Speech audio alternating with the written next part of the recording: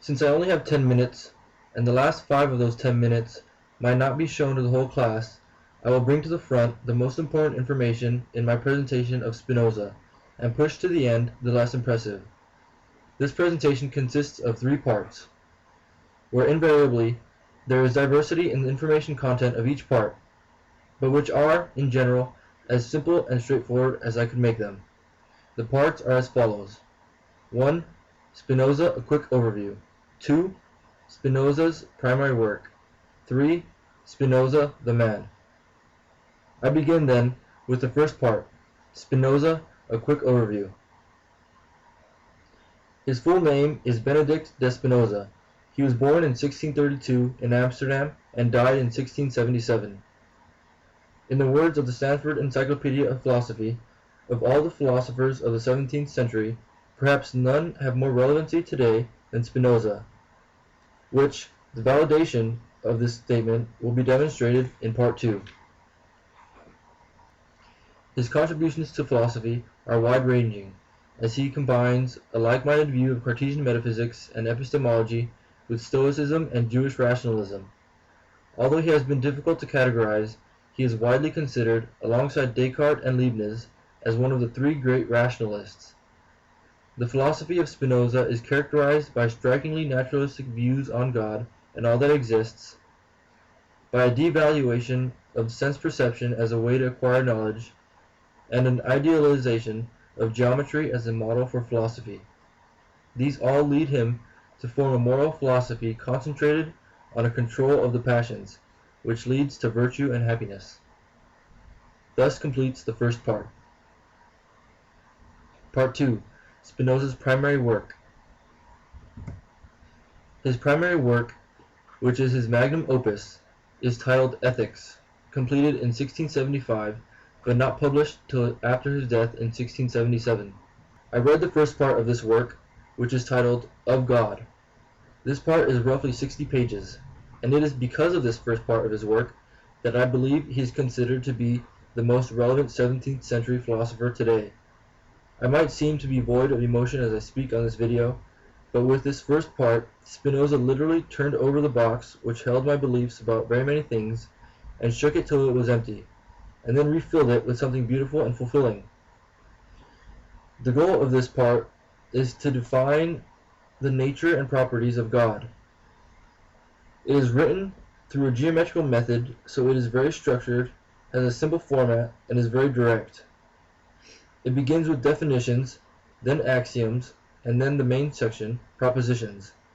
Then follows an appendix where he counters arguments and corrects false prejudices.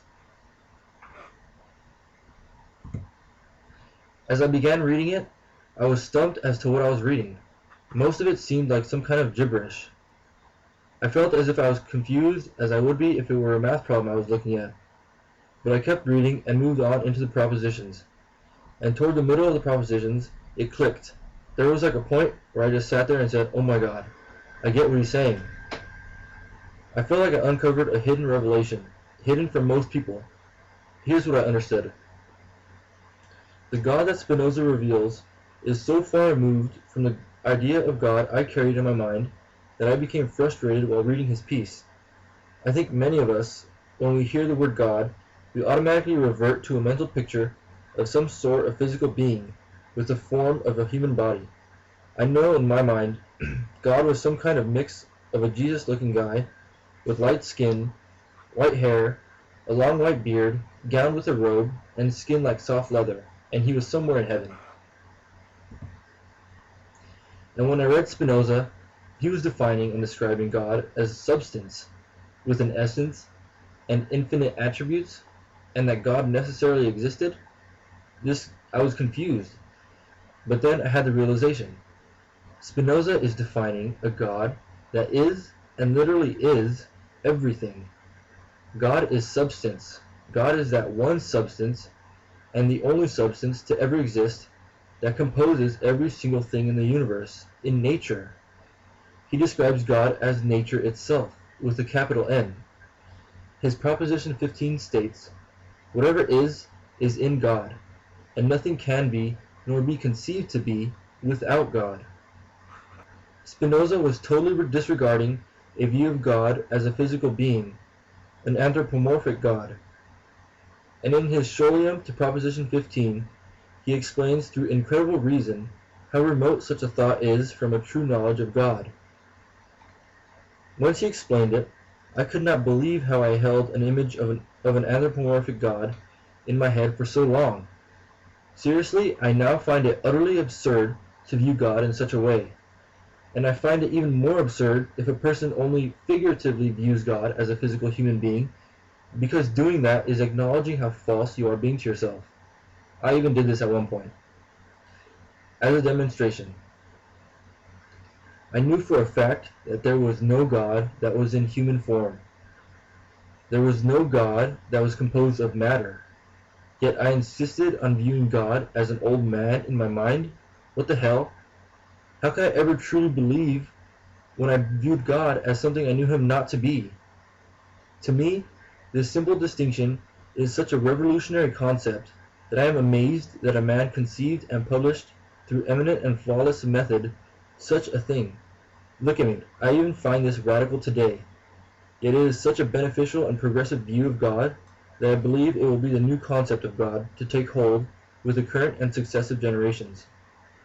And I mainly feel this way because in no way does this view of God contradict or get in the way of science. Mathematically, it is a perfect portrayal of God, and Spinoza made sure of this. And on the contrary, I feel that this view runs smoothly alongside science and will grow with it.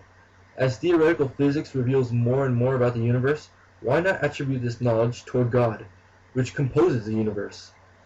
This view is taking Spinoza and moving him into pantheism, which is a belief about God very similar to his. The only difference I see between Spinoza's view on God and pantheism is that in no way does Spinoza uphold that one should stand in worshipful awe or reverence before God or nature, and pantheism does uphold this, since it, by definition, is still a religious theism. He says that there is nothing holy or sacred about nature, and one should strive to understand nature or God through philosophy and science, because this only leads to enlightenment, freedom, and true blessedness, while religious awe and worshipful submission leads to superstitious behavior and compliance with the authorities of the church. There is so much more that his first part of God gets across, yet I do not have time to explain all of it. Thus finishes the second part of this presentation, Spinoza's primary work.